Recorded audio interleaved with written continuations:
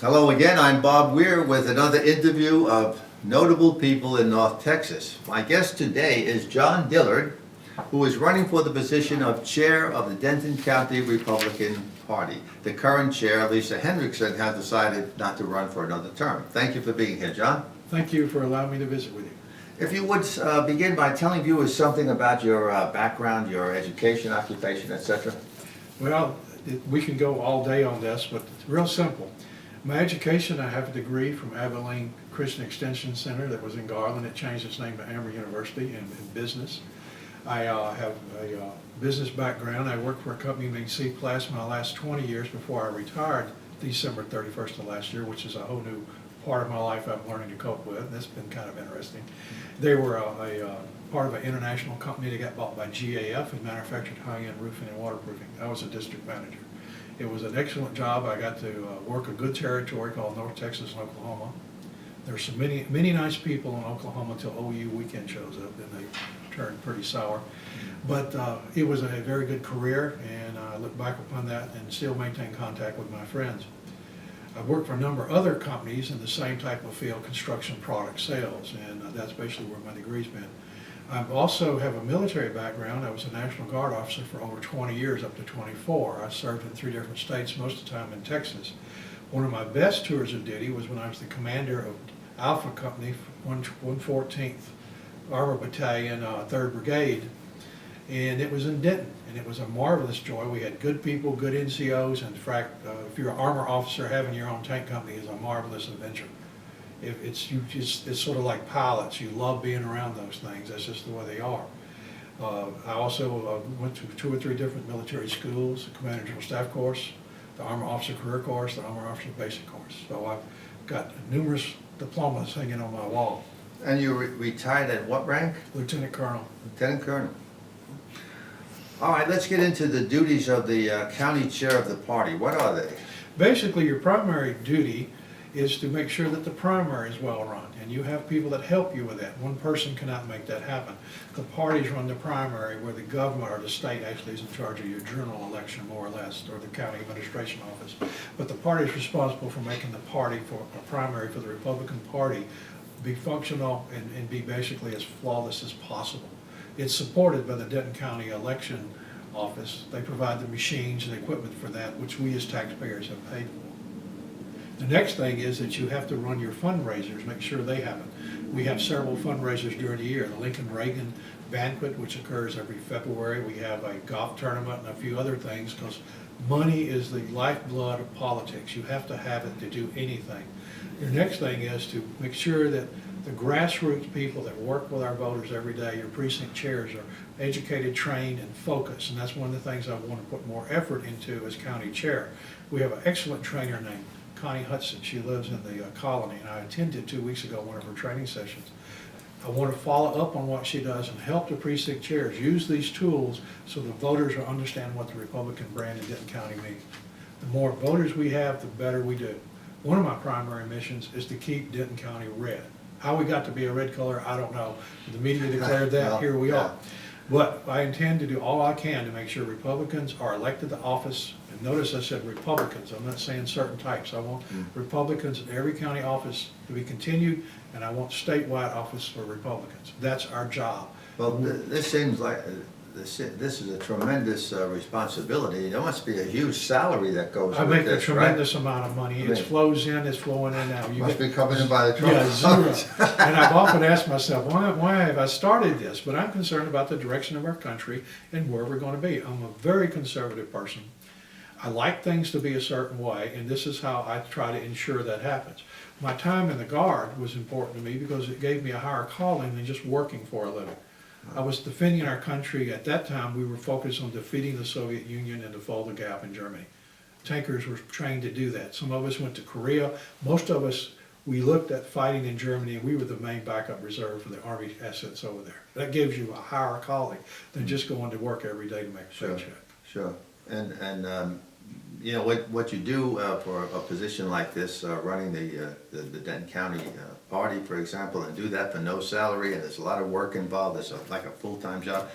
you know, we need people like that, because it isn't always about a salary. That's true. You need the commitment of people in the community who will volunteer their efforts. So let me get on to ask you, what, in your opinion, what are the qualifications needed to run the party? Well, first of all, you have to be concerned and understand the Republican process. Pardon me for going back to my notes. I have attended the Republican convention as a delegate since 1990. I was shocked at that number because as you get older in life and you do the years, you go, wow, I've been doing this a bit. I went to the first Denton County political campaign volunteer in 1987. I walked and carried Dick Armey's literature.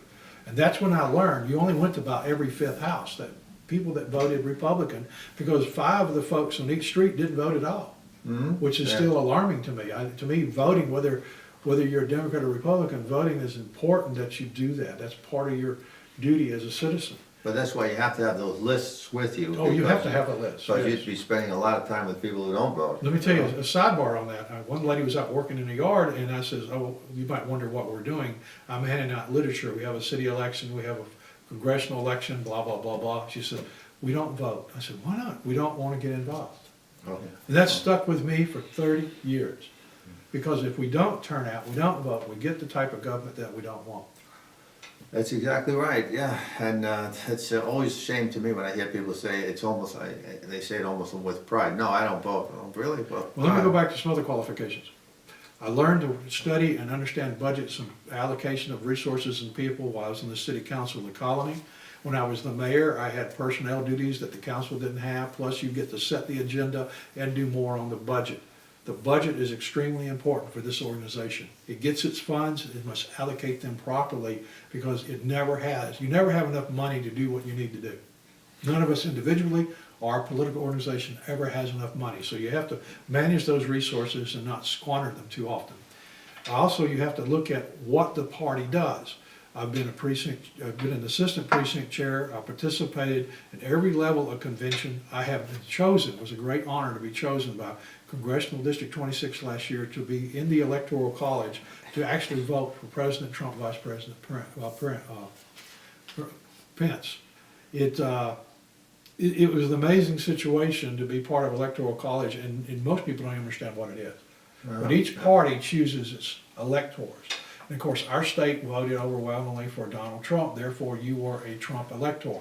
But the electors have the privilege of choosing who they want. 2 did not vote for him. I know who one of them was. I saw him on the floor, he'd been on TV. That is a right that the Electoral College has to have, because if you tell them and bind them, then automatically you've made them useless. They have to be independent. As a rule, I'm a Republican elector, I'm going to go for the Republican nominee. That's what you do. That's what you gave your oath to do. Let me ask you about this. What type of help does the party give to candidates running for office? None that I know of, especially for what I'm doing. You can get advice, but you can get guidance on forms and stuff to turn in. They'll send you to a website. I've been to election training that's put on by the state and the party, but as far as coming to me and says, we want to help you with your campaign, no one in the Republican Party has done that. No donations to your campaign from the party and things like that? No. All right. When there are 2 or more candidates running in a primary, does the party use its influence to choose one above the other or endorse one above the other? I haven't seen that happen. I don't know if it's ever happened. In this case, I would be surprised, but you never know. I doubt if that would happen. Okay, because generally it would be their responsibility to give each one an equal shot at the nomination. It's very important for us to get party support through the precinct chairs and the activists. By doing this and being at different get-togethers, you're somewhat, in some people's eyes, an activist in this. But your big deal is you have to get people to remember to vote for you down ballot. This is an elected position on the Republican ballot, and most people have no clue that there's a state chairperson. Right. All right, for those people who may be new to the area, where do they register to vote? Well, if you're concerned about that, generally the registration cards are available where you get your driver's license. They're available at different businesses. And if you have a doubt about what to do, call the Republican Party headquarters in Denton and ask for your local precinct chair. Some of those are registrars. They can register on the spot, or they can provide you the cards. Generally, when there's a function, and there's one in Louisville this weekend called Western Days, parties will have tables set up with covers, and it's raining, who knows, but you can get registration cards there. They're all over the community, it's just knowing where to go pick them up. So I guess, okay, you'll be campaigning all throughout the area, doing the door-to-door maybe, literature, Yes. mail-outs and stuff like that, the Yeah, usual this is stuff. week 3, we're still getting all that done. So it takes a while to amass it, but you'll have mailers, literature. We'll be doing some walks in neighborhoods as this thing progresses. All right, John, as we wrap up, is there anything else you'd like to add quickly? Yes, I have the qualifications, I have the desire, and I have the time to be the county chair. Remember my name when you get to go vote. And this, we're talking about the primaries out in March of 2018, which is alarming. We're almost there. Yeah. But thank you very much for the opportunity to speak to you and to have these good folks listen to us on your cast. And thank you, John, for being Been here. a Good luck in pleasure. the campaign. Thank you very much. Thank you, and thank you for watching.